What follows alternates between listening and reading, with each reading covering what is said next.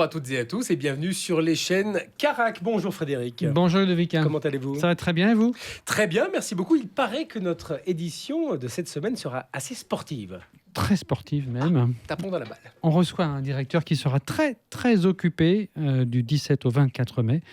À ces dates a lieu le Gonnet Geneva Open. C'est le grand tournoi de tennis de Genève qui fête ses 10 ans sans sa formule actuelle. Le tournoi avait existé dans les années 80, dans une première vie on va dire. 10 ans qui seront marqués par des matchs exhibition avec des championnes, des grandes championnes, l'ancienne numéro 1 mondiale, Martina Hingis par exemple, aussi la Serbe Ana Ivanovic, une récente vainqueur à Roland-Garros. Également d'autres champions qui ont gagné ici le tournoi, comme Henri Lecomte ou encore Jo-Wilfried Tsonga. Et notre invité, on le découvrira aussi, ne fait pas que la direction bénévole de ce tournoi. Il est gérant de fortune, par ailleurs, dans la vie, et quelques autres casquettes. Nous recevons Monsieur Thierry Grain, le directeur du Gonnet Geneva Open.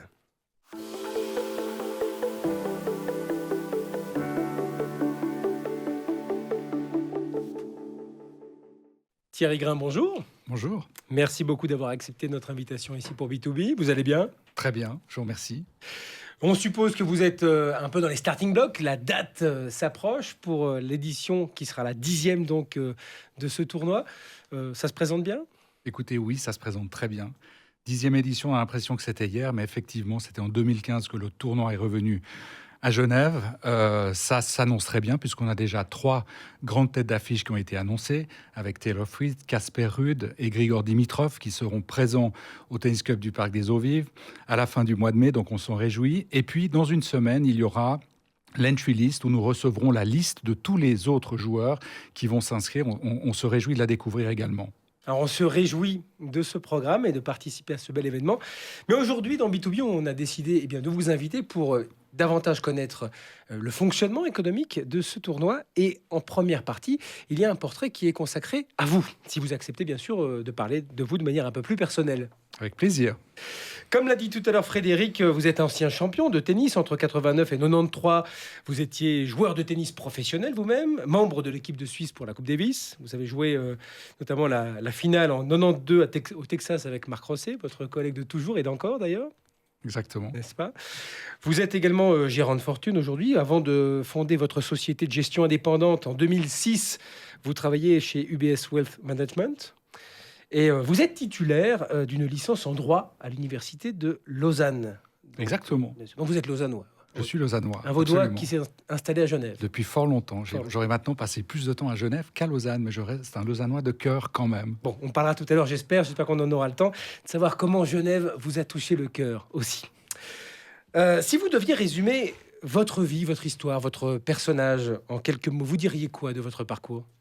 Écoutez, je dirais que c'était un parcours riche, passionnant, qui m'a amené à faire différentes choses, différentes activités. C'est souvent ce que je dis aux jeunes, souvent que j'ai la chance d'interviewer, que ce soit dans un cadre professionnel, de leur dire qu'aujourd'hui, la vie n'est plus faite que d'une seule expérience, ni de deux, mais peut-être de plusieurs.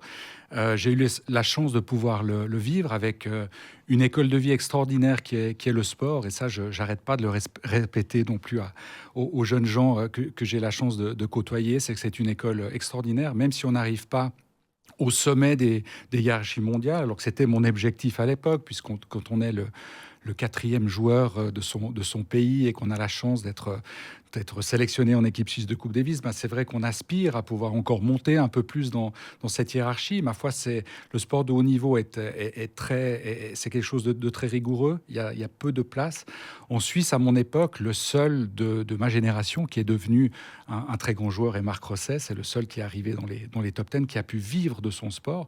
Malheureusement pour moi, ça n'a pas été le cas, mais ça a été une école de vie absolument extraordinaire.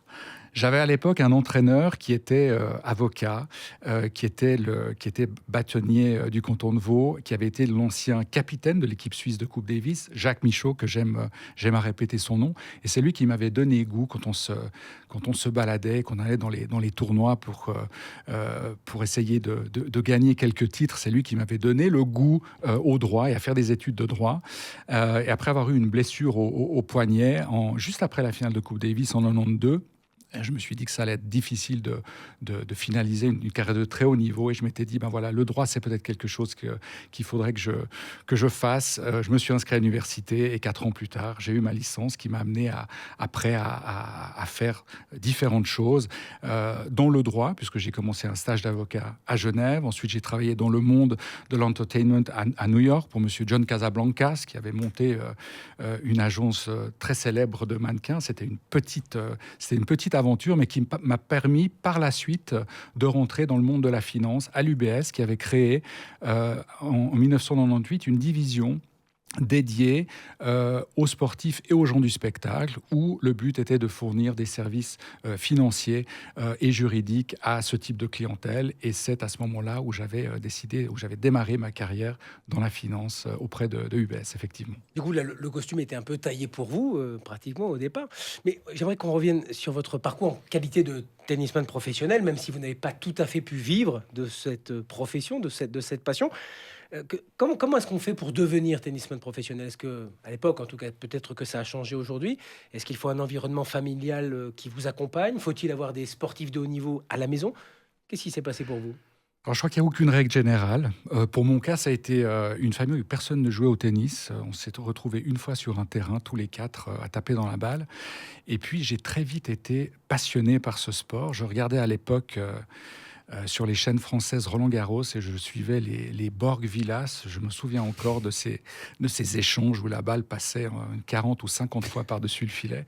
Puis après, j'allais faire ça contre la porte du garage de l'immeuble où on habitait et je me prenais pour Borg ou pour Villas. Et ça a été une véritable passion tout de suite. Je me suis pris de passion pour ce sport. J'ai été inscrit après au cours du mercredi après-midi au tennis club du Lausanne Sport où j'ai fait mes classes. Et puis très vite, cette passion est devenue... est devenu mon sport favori et puis de Vous aviez fil un en talent, aiguille. vous aviez Alors, un don pour ça. peut-être une prédisposition, je ne sais pas talent, mais une prédisposition. Et puis c'est quelque chose que j'ai très vite aimé. J'ai toujours croché. J'aimais beaucoup le sport. Je faisais différents sports. Je faisais du judo, je faisais du ski. Et puis c'est le tennis qui m'a. Mais quand même, plu le quand plus. on devient professionnel, il y a un rapport particulier à la compétition. Qu'est-ce qui vous plaisait dans l'idée de vouloir absolument gagner ou de jouer ces compétitions et après jusqu'à celle de la Coupe Davis?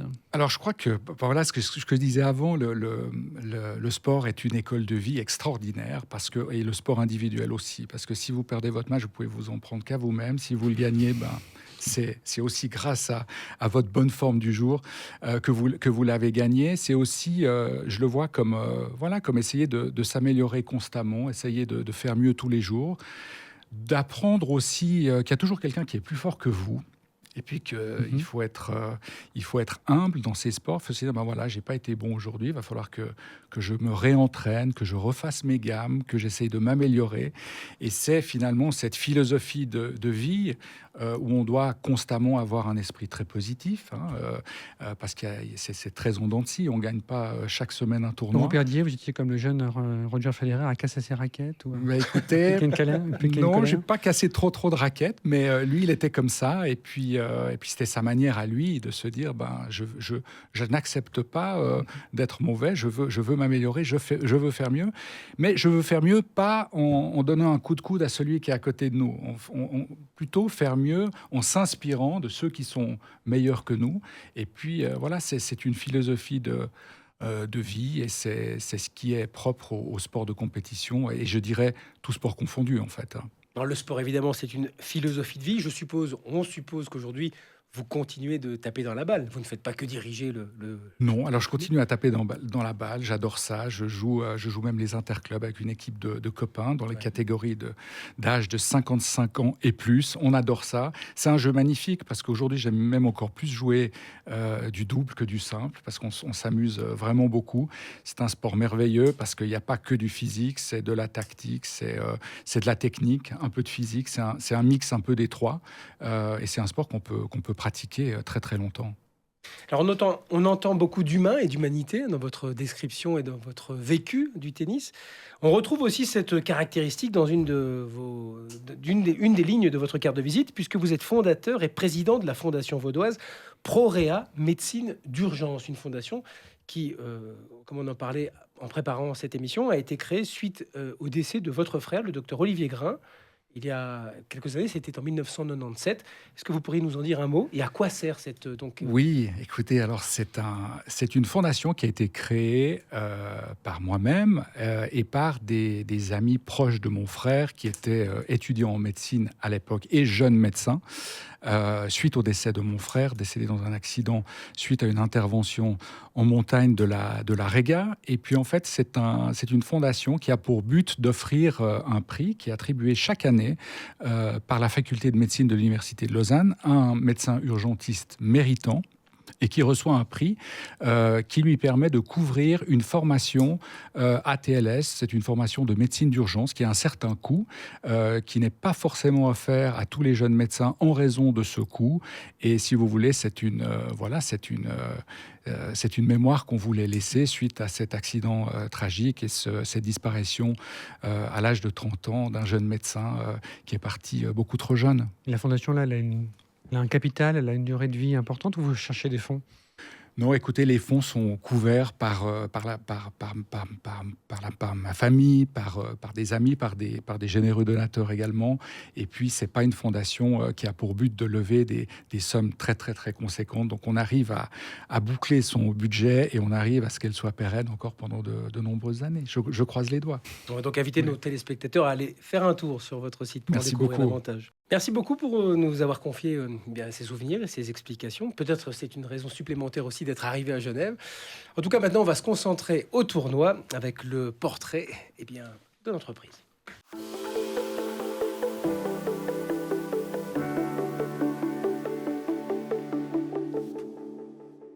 Thierry Crin, vous dirigez donc le tournoi ATP de Genève, c'est important. Le Gonnet Geneva Open depuis une dizaine d'années. C'est pro bono, vous l'avez peut-être brièvement évoqué aussi en première partie. C'est une compétition sportive, mais il y a quand même une entreprise derrière. Il faut faire tourner cette machine. L'édition SPREP 2025 est presque prête.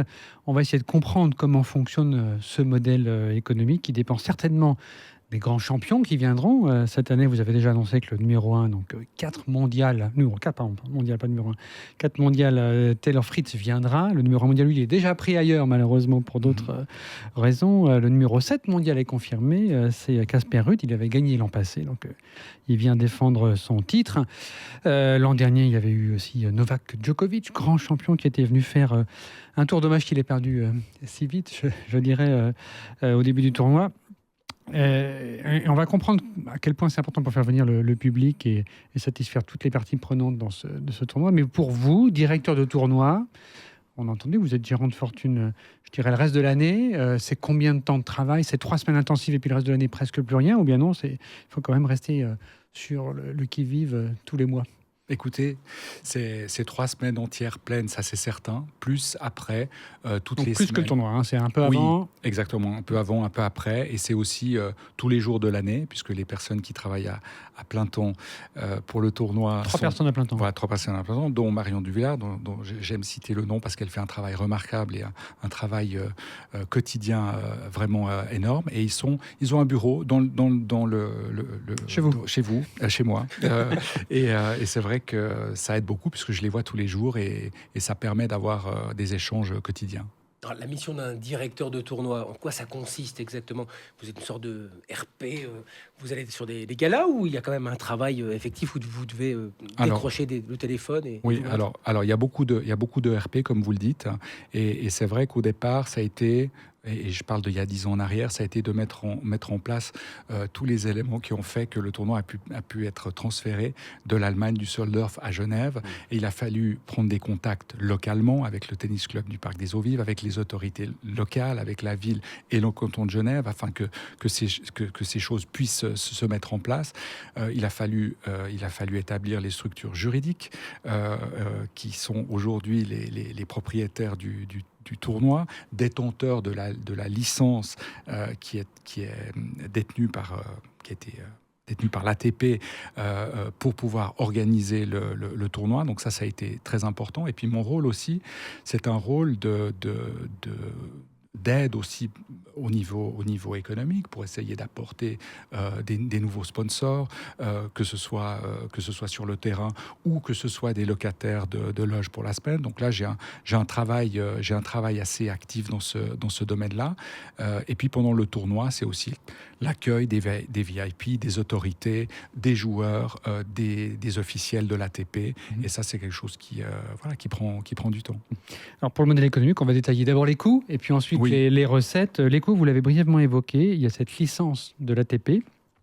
L'ATP, c'est pour ceux qui l'ignorent, l'association des joueurs professionnels qui vous donne le droit d'organiser ce tournoi. C'est un ATP dit 250. Alors si c'est juste, c'est parce que c'est le nombre de points que remporte le vainqueur du tournoi. C'est juste, c'est exactement ça. Un grand chelem, c'est 2000 points. Oui. Donc voilà, on a un peu l'ordre de grandeur.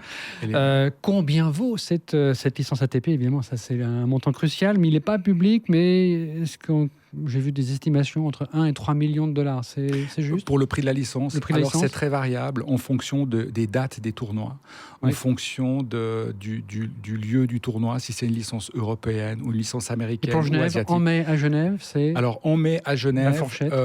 alors il y a 10 ans, c'était dans la tranche plutôt basse, et maintenant c'est dans la tranche plutôt haute, puisque de ma fourchette de 1 à 3 millions. Puisqu'il y a de plus en plus de joueurs de très haut niveau qui y participent. Ça, c'est un signe du succès du tournoi? Alors c'est un signe du succès, mais c'est également un signe du fait que les tout meilleurs joueurs du monde maintenant rejouent la semaine avant Roland-Garros, ce qui n'était pas le cas peut-être il y a 10 ans. C'est sur la même surface, la terre battue, donc c'est une préparation, on imagine. Bon, absolument. Donc entre 1 et 3 millions de dollars, on ne saura pas le chiffre. Ouais.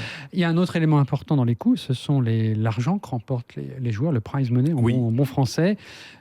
600 000 euros à peu près, c'est ça? Exactement, oui. C'est à peu près comme le tournoi de Gstaad, Exactement, c'est 600 000 euros, c'est exactement ça. Donc c'est le prize money qui doit être envoyé à l'ATP quelques mois avant le tournoi. Ah oui, d'accord, il faut avancer les sous avant de les avoir gagnés. Il faut avancer les sous, et c'est l'ATP après qui fait le paiement des prize money aux joueurs, exactement. Et puis il y a encore d'autres coûts. Il y a l'espace, il faut installer un grand, quand même de grandes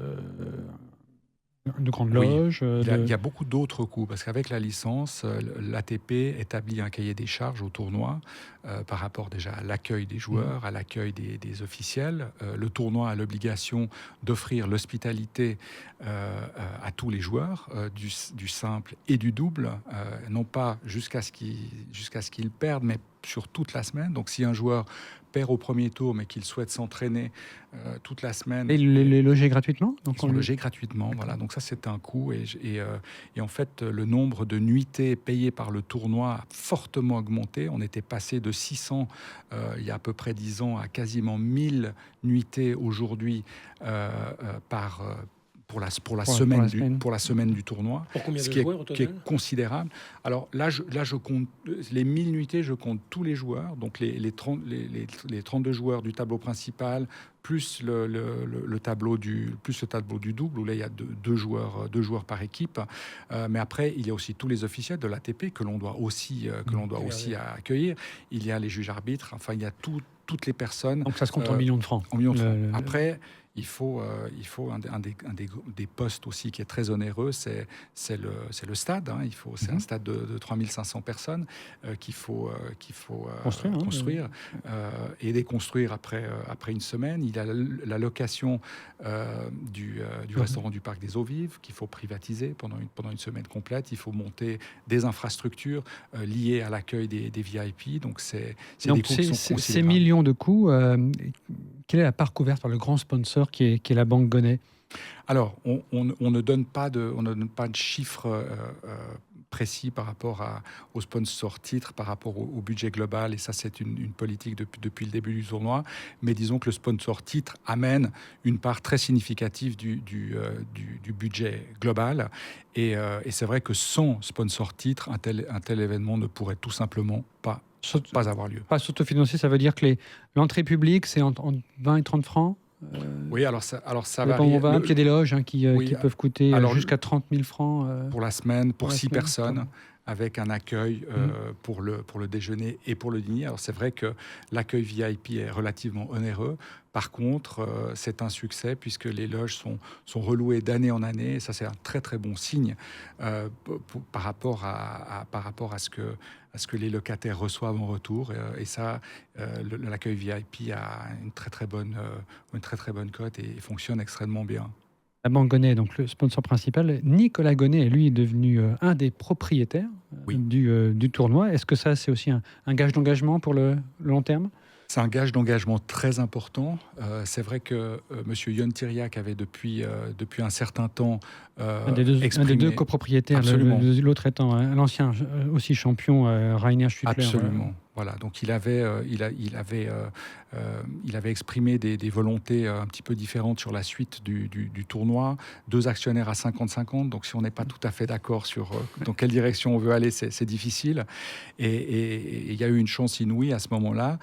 C'est l'intérêt de Nicolas Gonnet pour devenir actionnaire du tournoi et remplacer M. Yon Tiriac dans l'actionnariat. Ça s'est fait de façon brillante et remarquable, je dois le dire. En 2024. Voilà, exactement, en fin d'année. Et c'est un gage, bien évidemment, de pérennité de l'organisation du tournoi à Genève. Et Nicolas Gonnet, qui connaît maintenant très bien le tournoi, pour avoir été le sponsor titre depuis maintenant... depuis 2020. Depuis 2020, exactement. Et puis, et son engagement était vraiment une nouvelle exceptionnelle pour le Gonnet Geneva Open et la pérennité dans le temps à Genève. Et que la banque Gonnet soit maintenant propriété, ou enfin majoritairement contrôlée par Arab Bank, ça a changé quelque chose ? Non, absolument rien. Absolument L'engagement rien. reste le même ? L'engagement reste le même. Au contraire, les actionnaires de Arab Bank ont confirmé leur engagement puisque le partenariat a été prolongé l'an dernier. Et ça, c'est quelque chose aussi... Jusqu'en 2027. Exactement. C'était aussi une excellente nouvelle pour la pérennité avant de de parler d'autres revenus... Concernant les engagements, justement, est-ce que le tennis, comme d'autres sports, tente de se décarboner ? Et dans le cas échéant, est-ce que le tournoi essaie à sa manière d'encourager les joueurs à décarboner l'activité en soi ? Alors écoutez, je crois que le tennis, c'est pas un des meilleurs exemples, parce que c'est vrai que les joueurs de tennis voyagent énormément. Peut-être la chance entre Genève et Paris et Roland-Garros... beaucoup prennent le TGV et non pas l'avion pour s'y rendre. Par contre, à ma connaissance, et sans être un spécialiste de la question auprès de l'ATP, je ne suis pas certain qu'il y ait des mesures très très concrètes qui ont été prises en vue d'une décarbonisation du circuit. Vous les encouragez ? Est-ce que le tournoi leur propose des solutions pour réduire un peu leur empreinte carbone ? Alors aujourd'hui, il n'y a pas de solution concrète qui est clairement déposé, mais c'est vrai que c'est un challenge pour l'avenir, absolument. Non, pas d'abonnement TPG pour venir de l'hôtel au parc. Non.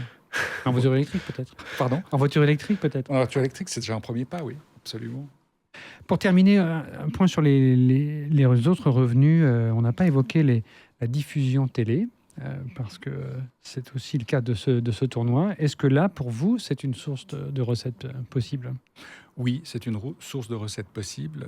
Et c'est vrai que les droits sont gérés par l'ATP directement. Et c'est vrai que le montant des droits TV augmente d'année en année dans le monde du sport en général, mais du tennis également. Et ça, c'est bien évidemment une très bonne nouvelle, puisque les diffuseurs dans le monde entier sont demandeurs de contenu sportif. Et c'est vrai que le tennis a toujours une très très bonne cote. Beaucoup de gens annoncent la fin du tennis depuis l'avènement du paddle ou du pickleball aux États-Unis. Mais je pense qu'il y a encore beaucoup de chemin à faire parce que le tennis reste très très populaire.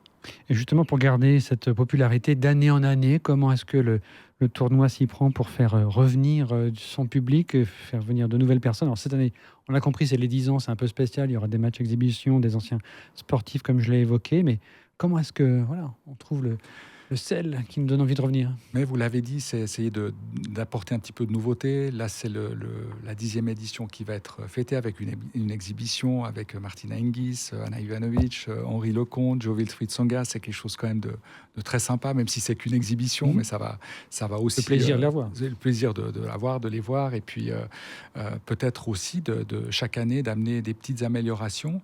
Un exemple d'amélioration. Alors c'est peut-être une augmentation, peut-être pour un exemple tout bas, on s'est rendu compte qu'au VIP, les gens aimaient bien passer du temps à prendre un apéritif. Et c'est vrai qu'on a agrandi la surface d'accueil de la terrasse parce qu'on s'est rendu compte que les VIP aimaient prendre du temps sur cette terrasse qui était malheureusement un petit peu trop petite. Donc on essaye d'offrir quelque chose d'un peu plus grand, mais c'est aussi d'offrir au village grand public un accueil un petit peu plus grand chaque année. Alors c'est vrai qu'on ne pourra pas pousser les murs du parc des Ovies, mais on essaye à chaque édition de se challenger pour amener une petite pierre supplémentaire à l'édifice, de façon à faire venir chaque année un petit peu plus de monde. Merci Thierry Grain pour cette explication. Merci beaucoup Frédéric. Merci Ludovic. Je pense que nous allons pouvoir aller taper un peu la balle, nous aussi. Tout de suite, je cherche mes raquettes. Écoutez, puis avant de se quitter Thierry Grain, on va vous passer à l'exercice très difficile, mais pas autant que le cours, du questionnaire de Proust. Ne bougez pas. Si vous n'étiez pas vous-même, qui aimeriez-vous être ? Le Mahatma Gandhi. Quelle figure parmi les entrepreneurs suisses ou étrangers vous inspire ? Alors on m'a déjà posé cette question récemment. Et un entrepreneur qui m'inspire est Hans Willdorf, le créateur de Rolex, qui a mis en avant les exploits humains et qui a cédé son entreprise à une fondation caritative. Quels sont les 3 objets que vous emmèneriez absolument sur une île déserte ? Alors, je vais prendre mon écharpe du LHC, mon écharpe du Genève Hockey Club, et puis ma mémoire.